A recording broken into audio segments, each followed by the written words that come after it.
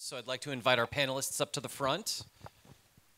And while they're making their way up, just a quick introduction. So my name is Anthony Martinez. I'm the chairman of the board for HD Reach. I've been serving on the board for about 2 years now.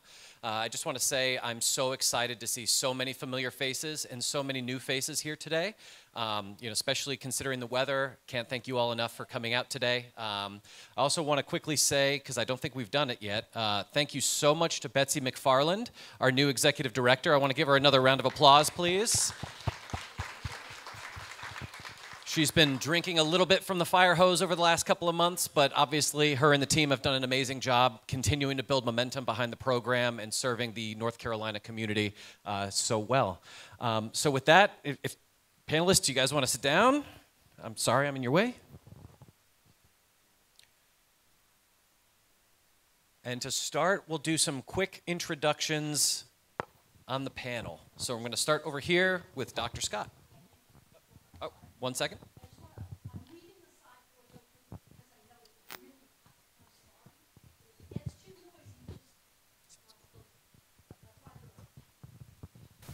Okay, awesome. Dr. Scott?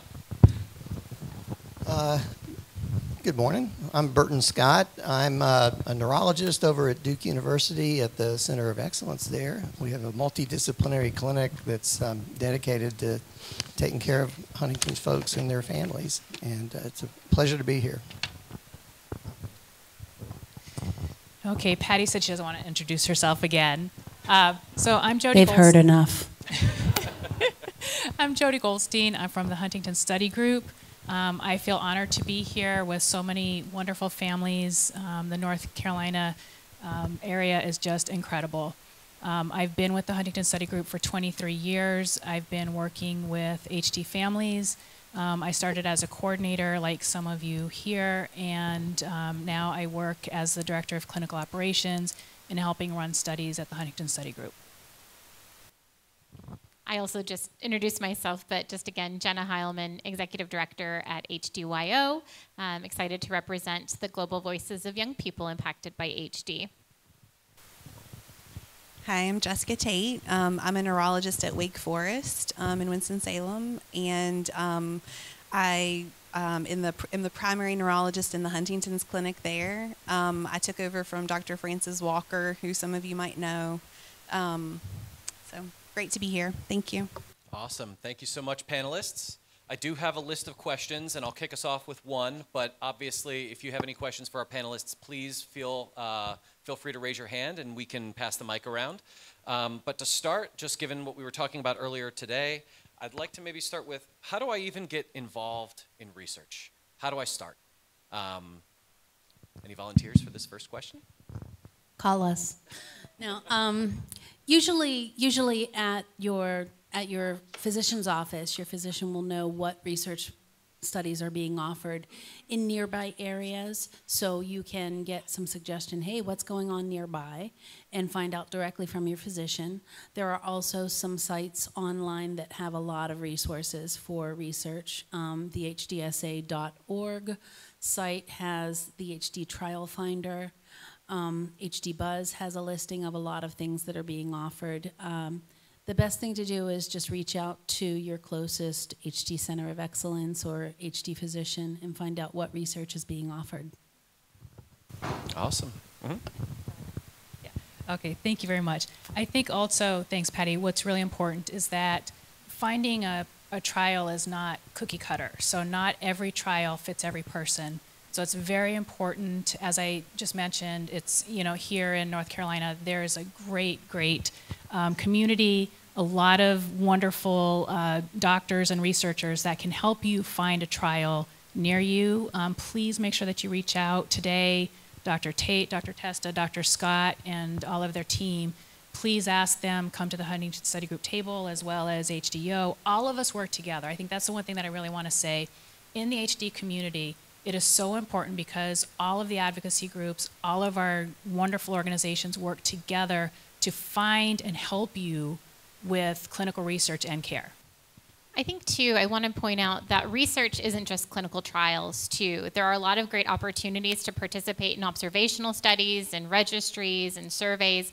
Those all play a really crucial role. And I know a lot of you are caregivers, some of you are young people who, and then some people aren't qualified because of the inclusion criteria to participate in some of the trials out there, but please look at things like Enroll HD, different surveys and registries that are out there. With HDYO, we have an international survey series to gain the insight from the whole global community, plus a registry focusing on juvenile HD. And there are a lot of other opportunities out there. So while clinical trials are the thing that we think about and are extremely important, there are also ways to get your toe right into that little pond of research to see what you really want to participate in, even as that first stepping stone. So please consider all different types of research as well. Yeah, I'd say that's a great point. And in addition to that, organizations like HD Reach, we're constantly looking for feedback from the community to help inform the services and the care navigation that we provide.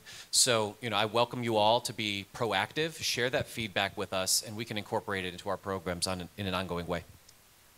I'll just mention that, so at Duke, and probably every clinic that you go to that's doing clinical trials, every time you come to clinic, we're kind of thinking, among the things that we're thinking as we're seeing you is, well, gee, what trial might this person either be interested in or qualify for or be appropriate for? And so when you come to clinic, we're always thinking about it, along with the other clinical questions, but we're trying to see what you might fit with. And each center might have some additional studies that aren't necessarily nationwide kind of thing. So for example, the Duke ophthalmology folks are doing a study where they're using some fancy eye doctor machine to look at the back of the eye to take pictures of it to try to determine if there's a difference in people with Huntington's and people that don't have it.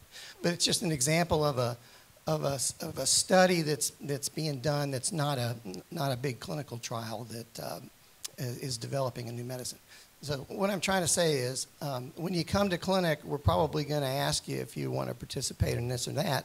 If we don't, you can certainly mention something that you've heard of that you want an opinion about, and we'll give it to you. But other resources that are great, as has been mentioned, are the HDSA websites, at least as far as starting information, in the Huntington Study Group as well. Could maybe you speak a little bit to the broader community and how they can participate in research? So we talked a little bit about it, but if you're gene negative or you're a caregiver, are there ways to support ongoing research, perhaps through being part of a control group or other ways to support that effort?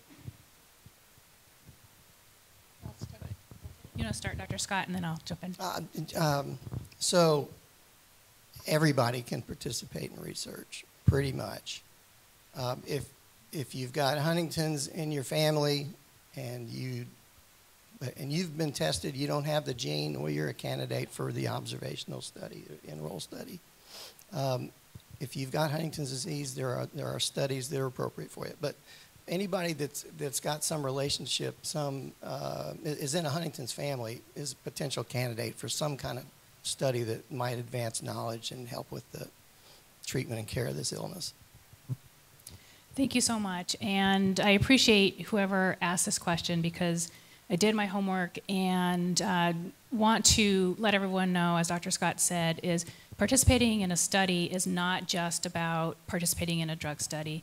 Jenna said that, Enroll HD, an observational study. That's a study that doesn't have a particular drug that we're studying, but we look at the effects and information that's collected over a period of time.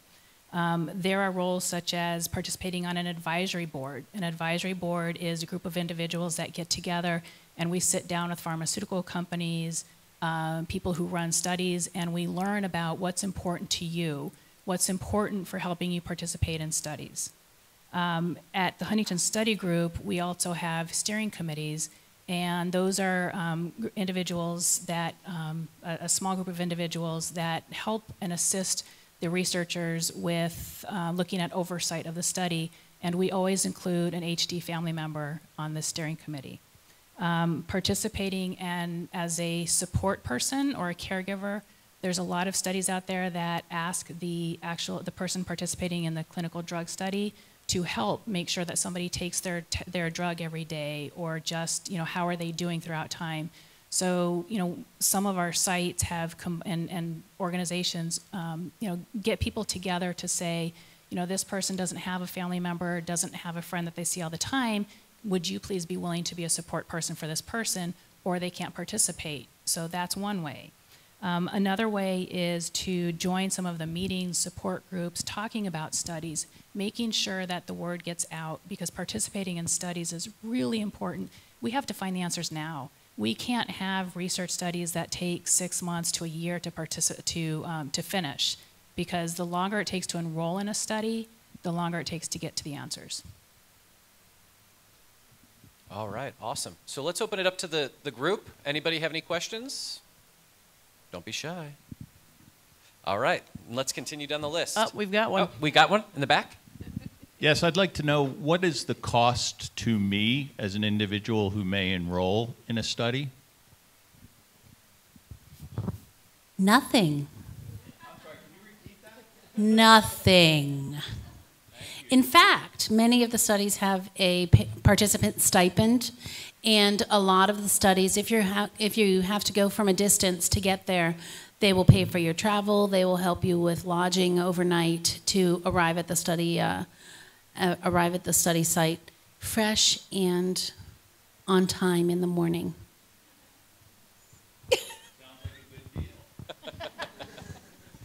Makes you all want to do it, doesn't it? So for complete disclosure, financially it doesn't cost you anything except for your time. So, it takes a certain amount of time to come to the clinic. We like to think that at least some folks enjoy it, but it is an investment of your time. The costs are paid for by the sponsor, but your time is involved. Over here, Ruth?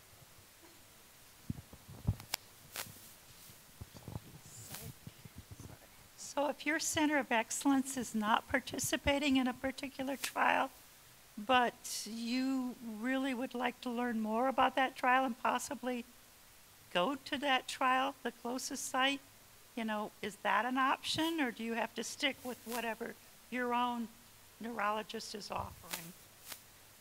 I mean, we certainly have patients at Wake that go elsewhere to participate in studies that we're not directly involved in. Usually we kind of have some contacts that we can reach out to at other centers, if we need to facilitate a connection there. And we can just, also sort of advise or guide our patients on, do we think that, that's a study for them? Do we think that they may be a good candidate? And, give them some guidance about it beforehand too. But yeah. I love that question, because from the advocacy side of it, that partnership between your medical team and your family is so important. So it's important to sit down with your neurology team, your social workers, whomever you work with, to say, these are my goals. I would like to participate in trials, and I need your help to make that happen. So unless you as the patient and the caregiver community don't have that conversation with neurologists, you may miss out on that. And so that's a very important question to ask all of your local teams, to say, this is what I want to achieve. I need your help to make that happen for me and my family. Great, thank you. And you're probably going to hear the same thing from myself, but I think it's important for everybody to hear, is that to participate in a trial, you're not locked into a certain location. We will all work together to get you information. So as Jenna just mentioned, if you're interested in participating, then find one of our organizations, find information, especially, for those of you who are here locally. You have a great community here. You're not locked in, though, to just this state. You can go to other locations, and as Dr. Scott said, in other locations, they have doctor-initiated trials that, may not be here. So really important to, get contact information so that we can help you to participate. Excellent. Any other questions from the group? Oh, perfect. How are you able to navigate the financial impact of Huntington's on your family, and what turning points did you realize that you had to make some changes, and what changes did you have to make in order to just pay the rent? Very good question, and I know that that's something that many families face. I did have help from a very generous mother-in-law who was able to support us when needed. But what we also did was we ended up relocating to an area that had a lower cost of living. Massachusetts is famous for its very elevated housing market, so that was very difficult. We relocated to Pittsburgh. We certainly downsized and lived frugally for quite a while. We were fortunate that Rusty did qualify for his SSDI right away, and because he had been an executive before that, that was a fairly good benefit to help with our expenses. But realistically, we relied on a lot of family, and we lived within our means. There was a period of time that I had to stop working so that I could care for him. And at that point, my mother-in-law was helping us out a great deal too in his SSDI. Yeah, I think it's a great question. In my own experience, I found that proactivity was the name of the game there. Planning ahead, getting everything, all that infrastructure built around my mother before she was facing crisis. So that way when she was in that situation and she couldn't work anymore or needed the social support network and all of those resources, she already had them in place. And we had to start that journey very early when she was still capable of having those conversations in a way to represent herself. The message that I often tell people is don't wait for the crisis, because then somebody else may be making those decisions for you. So start early, start having those conversations with your care partners and the community so that you can start getting those ducks in a row as soon as possible. In the back, do we have a mic back there? Oh, no, I'll run over. Oh, thanks, Erica. It's not so much, can you hear me? Oh, okay.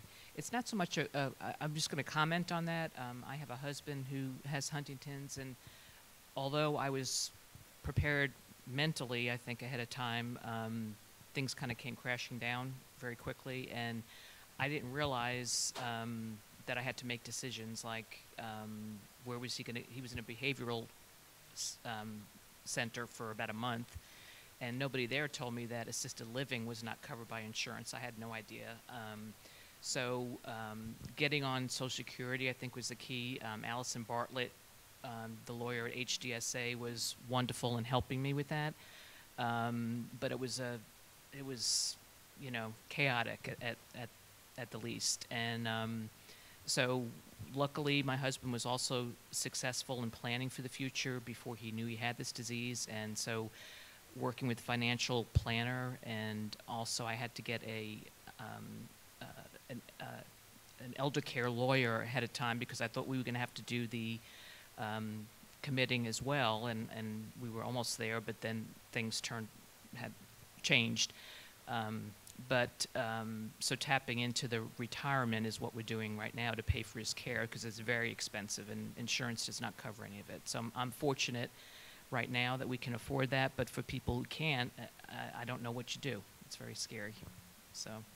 Yeah, and I found that navigating the probate court and kind of all of that change that came as a result of my mother's illness, it was exceedingly difficult. And the court-appointed attorney that represented my mother never responded to emails, never really supported me in the way that I needed it. So when I needed to make difficult decisions with respect to my mother's care or her finances, I was kind of alone. And I think if I had gone out and been more proactive at identifying an attorney that could have helped me through that process, we could have avoided a lot of the roadblocks that we faced. You know, things like life insurance policies and who the beneficiary was. You know, when my mother passed away, the beneficiary was her late uncle. So we had to go through the whole process of opening an estate and going through probate court again after dealing with all of those challenges. So again, I think proactivity is the name of the game, and it's also hard because these are topics that are difficult for people to talk about at any point in their life. So, you know, getting your ducks in a row early is tough, but it's well worth it. I would just add that before things get to courts and to the legal profession, I think that all of the clinics that take care of people with Huntington's disease, we've all got social workers all of whom we love. We love our social workers. And I think, at least for me, where there's questions, some of these questions about planning and what's coming, that sort of thing, I find our social workers to be a good first place to get some help, some navigation about where to go, which expert I need to see or I need to talk to for resources. So, social workers are a great place to start with some questions about planning. Excellent. As an extension of this topic, a question from the list. My loved one refuses to seek care. How do I get them to go to the clinic? How do I get them to go seek treatment? How do I get them to take their medicine? Any thoughts or strategies? That's yeah. That is a challenge, and I fully understand that, and we have families that experience that. I mean, there are sometimes workarounds. Like, for example, we have virtual options, for people that may not want to or be able to leave the house, so we can do a televisit, video. I make exceptions and do phone visits, even if we really need to, like whatever's in the best interest of like the individual and their family. So that would be something to ask about, like a particular clinic, if they have that option to do telemedicine. I think in that respect, COVID changed a lot of things because it made televisits billable. So we did start and continue seeing a lot of our patients through televisits if they either refuse or are not mobile enough to get into the clinic. Helps that.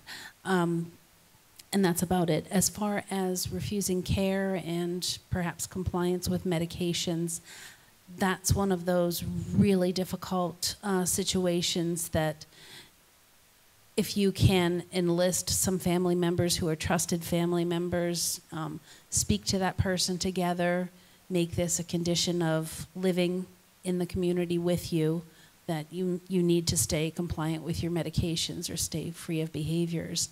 That can take you a step of the way, but boy, each person is an individual, aren't they? So the other thing to think about is that, we really have a team.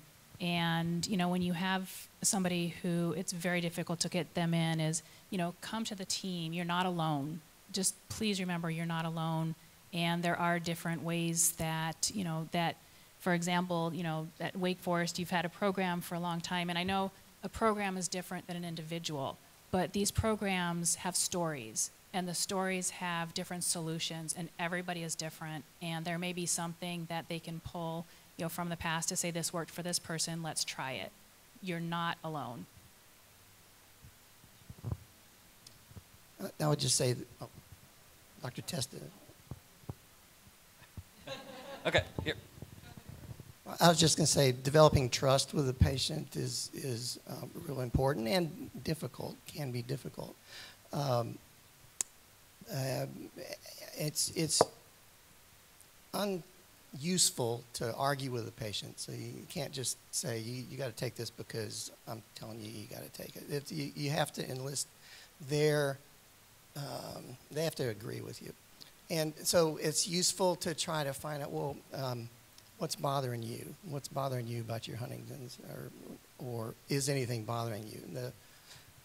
Maybe not, but try to get to the source. If they can express a reason or what it is that they're feeling about not wanting to do this or not wanting to do that. Well, I don't want to take this medicine because I felt bad when I took that medicine, or But you try to understand from the patient what is their hesitation and what's bothering them, and then work with them from there. But it has to be from a level of they trust you kind of thing.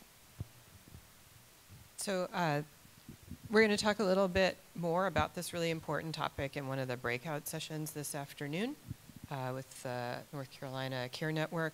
But the only reason I'm jumping in now is that the telehealth video, as you said, has been such a game changer. And I would plead with everyone in this room to lobby their representatives because billable telehealth video is very likely to go away at the end of this calendar year unless the law is changed. And the people who make those laws don't listen to the physicians. They listen to you guys. And so that amazing advantage could be gone next calendar year if we don't incentivize people to change the law to lock it in permanently. And that's just something that this kind of group of people is uniquely able to speak to and incentivize the people you vote for and you vote into office to help you with. And we're not going to get it done on the physician side because they're just like, whatever, you're, taking care of your own interests. But they'll listen to you guys, definitely. Yeah, to piggyback on Dr. Testa, vote for people who advocate for you. Okay, vote for people that will advocate for this kind of billing kind of thing, or taking care of video visits. Vote for folks that are on your side. Make sure you vote. Yeah, and I'll add, just to wrap up this topic, some of the comments that Dr. Scott talked about, trust and building that relationship and kind of understanding where people are coming from. And forgive me if you were here last year and heard me talk about this analogy, but if you haven't heard of the analogy of the elephant rider, I'd like to just speak about it just for a few moments. And you can think of human beings as emotional decision makers, right? We're essentially an elephant with a driver on the top. The driver is our logical thinking brain, but the emotion is the elephant. And you can control that elephant to an extent, but if that elephant gets spooked, it's going to run off in a certain direction. So it's really important to consider where people are coming from and the emotional experience that they have that causes them to avoid seeking care. In my experience, it was fear. My mother was afraid. So understanding that fear will really help you to build those relationships and find somebody, that trusted individual, that can help you navigate. And that's why this community is so important and why it's so important to stay engaged in it. All right. Any questions from the crew? Oh, over here. I've got two questions, and they're quite a bit different. So, thank you. So I've got two questions. They're a bit different. It's one thing when someone knows after they've been tested that they have tested positive for Huntington's disease, but is there a standard of care for centers of excellence if they do not deal with the testing process properly? And do centers of excellence, when they make mistakes, work together to fix them?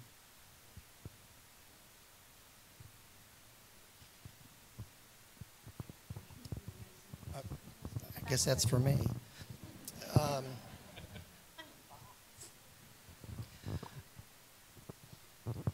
What do we do when we make mistakes? What we should do is to admit them and to try to understand them and fix them. If a mistake is made, it needs to be brought to somebody's attention. Do centers of excellence get together and talk about mistakes that they've made? Not that I'm aware of. Should they? Possibly so. The centers of excellence come through, they're funded by the HDSA, and we all get together at the HDSA on an annual basis, at least. Could it be part of the convention to go over errors that people have made? I guess it could. I'm not aware of a mechanism. I mean, that feels like a complete oversight. And I hate to be a bit aggressive about it, but that just doesn't make any sense. It really doesn't. So I would hope that with the emphasis put on getting people to live happier and healthier lives, communication, I mean, that just seems, that just seems like it should be top of mind. And I know that this is not simply a centers of excellence issue. I mean, most American adults can't communicate very well in general. But, I mean, it feels like you share research, you share so much, be the poster child for how to change the way we do things here. Anyway, I'll get off my soapbox. My second question is the fall of Roe versus Wade has complicated family planning for a lot of people. And I think that this was what Dr. Testa was alluding to. But if anybody watches the news, we know what's happened in Alabama. And I understand that as citizens, it is our job to vote people in and out. Well, you don't vote people out, you vote people in. But our power is limited because there are issues with voting rights. So what can the HD community do, whether it's physicians, whether it's pharmaceutical companies who should have our best interest in mind? What is something that you all can do to help assist us? Because, infertility is one thing, but I think if people that voted for politicians in Alabama and potentially in other places around the country knew that it's not just about people who can't get pregnant, it's about people who are literally trying to stop the spread of a disease like Huntington's, maybe there would be a little bit more, open-mindedness and leeway, because that affects people regardless of a subjective political ideology. I'm going to start by saying you're doing that right now, honestly, because there could be people in this room who feel the same way but don't feel as brave or as open to share that. So one, you're doing it right now. I would say that we as advocacy organization partners up here do a lot of that stuff behind the scenes, and we encourage people to advocate for themselves because it really is the community's voices that they care the most about, because it's those specific stories, that passion, that awareness that is really important. And so it was mentioned before about going to your representative, writing letters to your senators, state and also federal, sharing your stories outwardly, or even just supporting those who are sharing their stories. Social media is a huge tool for it. And it is really a volatile time right now, and we saw that, just like you said, in Alabama they did pass a law recently to kind of overturn that and protect, but that's right now. And there are other states where that could happen. So it's really a collective tool for us to all raise our voices and make that mark and participate in any kind of advocacy that you can. And I think that that's really important. So I think it is a partnership, and a lot of us are doing that work ongoing right now. And individuals, you can participate in a formal form of advocacy through the HDSA also. I mean, HDSA has an advocacy group, somebody that's on it's right behind you, and they meet virtually, I guess monthly, every couple of months. But there's certain legislation that they have advocated by contacting in a organized way legislators of different persuasions to get to sponsor bills. But anyway, it's an advocacy group. It's part of HDSA, and you can be on that if you wish to, in any of your like-minded people. Yeah, and I think we all understand that fear is a big motivator in this community, and it prevents people from sharing their stories. So if you don't share your story personally, I welcome you or invite you, share other people's stories, the stories that you hear today, the stories that you see online. Help get the word out about Huntington's disease, because most people don't know what Huntington's is. Even physicians have never seen it, never heard of it. They struggle. So, we really have to emphasize the human element, the experiences that we're all going through generation after generation after generation, and emphasize that with people. Because I think people are generally empathetic. They just don't understand.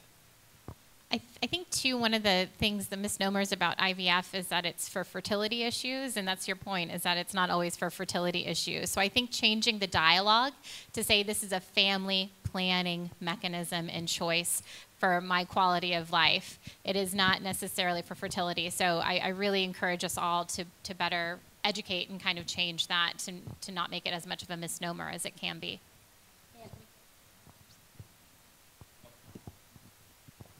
Okay, a slightly different question.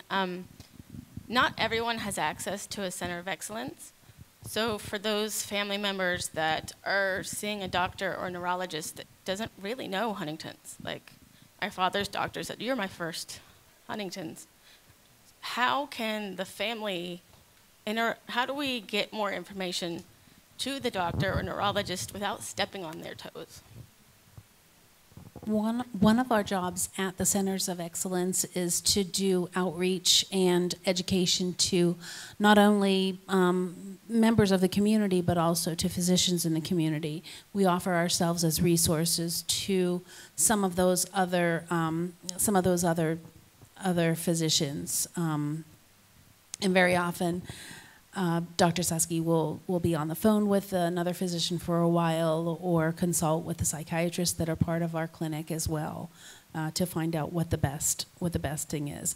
In Pennsylvania, we have a Center of Excellence in Philadelphia and a Center of Excellence in Pittsburgh, which are on the two far ends of Pennsylvania. So there are a lot of people that drive 4 or 5 hours to get to an appointment for us, but we also reach out and try to educate the neurologists in their area, or say you can always give us a call. And that goes for rehab professionals too. We have OT, PT, and speech as part of our Center of Excellence. And when we send a patient to PT, we tell them they can always call back and ask to speak to Patty or speak to Carol, and we can give them some suggestions on creative goal writing for someone who has a progressive neurological disease, and that helps a lot. But we do reach out. Yeah, and I think that also, in states where people have to drive 4 or 5 hours, it's important that when you do choose a physician or, whoever a healthcare worker, is that, don't be shy to say, I have information. So if you contact, organizations like HDSA or, different sites that are centers of excellence, you can ask them for information to take to your healthcare providers. I also want to add that you're never stepping on their toes. Don't ever feel like that. This is your journey. You need to advocate for yourself. So whether you're connecting people to HDSA, we have resources at HDYO, HSG, the different centers of excellence. There is information out there. And again, you need to find a team of your medical team to support you and who want to learn. So never feel like you're stepping on their toes, because this is your journey. And actually, that reminds me. I'm sorry. I'm putting on my other hat now. As a caregiver, I had a binder, and anytime my husband went into the hospital, ended up in ICU, ended up in different places, I would take that binder and leave it in his room, and it had information of, here's where you can get some Huntington's resources. Here's what I have seen in my husband's experience with Huntington's. These are some of his hot buttons, and that's how I educated those teams. I find that any healthcare worker who's worth their value will be open to the family member giving them some resources, especially if they're saying, "Hey, this is the first person I've ever seen." I agree with all of that. Yeah, don't worry about stepping on a physician's toes. Yeah, and I'd also recommend that you come to the talk that Dr. Testa is going to be giving this afternoon. One of the things that UNC and HD Reach are partnering on right now is a hub and spoke model that's kind of like a blended in-person virtual model to deliver services via a neurology clinic in disparate parts of the state. They can access that care at UNC. So there's definitely effort being deployed against that. Oh, sorry. I was going to add, and I'm not sure what other folks in the room, what their take on organizations like this would be, but there are some telemedicine organizations, like there's one called Synapticure, for example, and their initial focus was on ALS and now Parkinson's and potentially also Huntington's, but their organization is designed to sort of be a bridge to care in a way, that if they want people to have a local neurologist that they can engage with, but then they may have telemedicine support from an expert neurologist and other care team like social worker and other resources that can kind of bridge the gaps in maybe the care that they're able to receive locally. So investigating, you know, organizations like that, like Synapticure, may be options. Add is that, you know, if we can all be a part of reaching those providers that don't know about Huntington's disease, that really is a great goal to have, because the more doctors, the more nurses, the more nurse practitioners that know about Huntington's disease, not only yourself, but the next person that walks in the room, you know, similar to what Patty was sharing some of your experience, is that if some of the people that you had gone to initially had known about Huntington's disease, maybe it would have helped Patty's family faster. So I think we have time for maybe 2 more questions. Just a quick addition to what you were just saying. You're talking about having this material available in these centers of excellence that you can take to your physician or your provider or whatever they're doing. What about putting some of this stuff online so anybody can pull it off and say, here, I need to take this to my person? Or it's really important for the patient and the family to know what to ask, because otherwise you're going to walk into that appointment and have no idea what you need or what you should be asking for. It's so much easier now to get that stuff online where people can grab it. And rather than having to go to the clinic and think of asking for something for the doctor that they dealt with at home, is there a way to put this stuff online? A lot of it is. So through the different advocacy association, there's a lot of information on there and sections just for professionals to learn more. I think the challenging thing from the community's perspective is oftentimes you don't know what you don't know till you don't know it. So I think it unfortunately becomes a burden on the community's shoulders to have to be those educators and to advocate. So, but we are all here to help. If you have any questions, if you're on your way to a clinic visit, if you're thinking of what are some questions that we should ask, reach out to HDSA, reach out to HD Reach, reach out to Help for HD, reach out to HDYO. We're all here to have those conversations, because there may be things that you don't even think about that you really do want to know the answers to, because you get a short amount of time in the clinic and you got to make the most of it, is kind of the unfortunate part of it. So let us help you prepare for those appointments. The other thing is, I know you asked about clinical care, but I also want to put a brief plug in for research, because a lot of you have asked really great research questions. The same thing. Walk into your doctor's office and say, I need to know where research studies are. Or other experiences that many of us have had is that you know, you ask your doctors to look online and vice versa, and sit down and have that conversation. What would be good for me? Get that information and have those talks with your doctors. Yeah, and I would even take it a step further. Your local community would benefit from that education. Advocate for yourselves and for the people in your families with the people around you, your neighbors, first responders, the local police department. When my mother started getting sick, she was wandering around my hometown. Every cop in the town knew who she was and knew to keep an eye out for her. They didn't think that she was drunk. They didn't think she was on drugs. We had to go out and advocate on her behalf. So, you know, it's a challenging thing, but it definitely is well worth it. All right, I think 10 minutes? Oh, we've got plenty of time then. We got 5 questions. All right, any questions from the group? Maybe one in the back? Okay.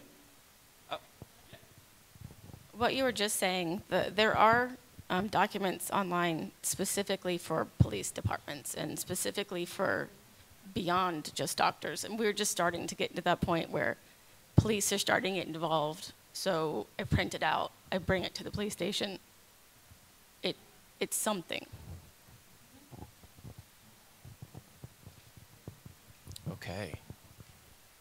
All right, I'll go back to the list. Let's see.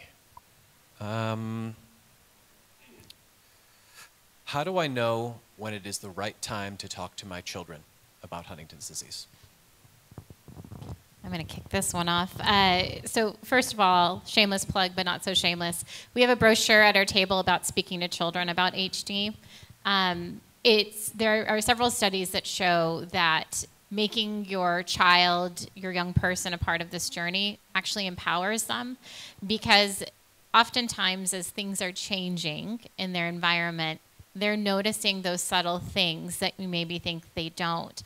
So there can be feelings of concern and embarrassment because they don't exactly understand what's going on.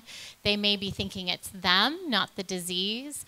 And when you start to have those conversations and start that education process, they can become a part of the journey along with you and help support each other. And that's such an important tool when you're looking at family dynamics, but also the empowerment piece that we all want to instill in our children and in our family members. And it's tough. And there's not going to be a right time that fits for every family. It's not like, okay, it's their age 6, let's start talking about HD. It's when you feel comfortable, when you feel like the child is ready to start the conversation. And it is not a one-time conversation. We have a list of conversation starters based off of ages, because you want to be able to have the child be able to ask questions. So it's not HD is a neurodegenerative disease and your father has it and these are the symptoms, and kind of getting that whole list of things out there with one breath. It really is a slow process, and allow them to be in that space to know that they're safe and that they can ask those questions back and be a part of the conversation. It's also important to know that if you have multiple children, each child is going to deal with it in their own way. You may have one child who retreats, and that's okay. Be there and support them through that part of it. You may have another child who says, I want to learn more. Let me be a part of the conversation. I want to go to the appointments, and that's okay too. So just be prepared that it is challenging, but there are a lot of resources out there to help you, and we're happy to have those individual conversations as well. But get those social workers involved. Talk to their schools too, to help educate them and make sure that their whole support system is knowledgeable about HD and can be there in case there are any emotional outbursts or behavior changes that happens as they start to cope and manage this. But it really is a family journey. So we are big advocates for including those children as soon as possible, but also when it's the right time for your family as well. And I think the other big in this repeats back to the discussion that I had, is I felt it was so important to create an atmosphere where the kids felt comfortable asking questions. So I would give them the basic information when we first learned of his diagnosis, but I always left that door open. And my kids came to me with questions. I didn't say, okay, you're 10 now, it's time for you to understand about this. And whenever kids are curious, and whenever they wanted to know something, they did. They did come and ask me. Also, I can't encourage more getting involved, how good it was to get my kids involved with the advocacy organizations, the NYA days, the HDYO, because that's where the kids got out there and they said, oh, there's other kids who go through this, and this friend can understand what I'm dealing with. And that was really important that we accomplished that. I think that community building, when you think of, if anybody's familiar with Maslow's hierarchy of needs, that base level is that sense of community and safety. And that is what the advocacy community can provide, no matter what that looks like. There's such a safety in strangers who just get it. To know that you can say something to them and they understand it, and you don't have to re-explain what Huntington's disease is. And we also have a program for at HDYO for ambassadors. We have 90 ambassadors from across the globe, now 28 countries represented, where some people just participate because they want to be a part of a group of anonymous people sometimes, that they just know that they're part of something. And then you have people who are super engaged and involved and then retreat as life is happening. But all of our advocacy groups do amazing jobs to connect to the community. So I really encourage your families to start encouraging young people to get more involved, but also respecting their boundaries if they choose that they don't want to as well. A team is very important, whether it's the family that hovers around. A difficulty we have is my brother, upon finding out he had prior to him finding out he had HD, he moves to Reno where he knows no one. We are here in North Carolina trying to make decisions when he still has full control over his finances and everything else, more than the entire country away. So finding our network that can reach him when he has no friends, he stays in his home. Do you have any suggestions for us on how to best meet his needs when none of us are there to help him with his needs?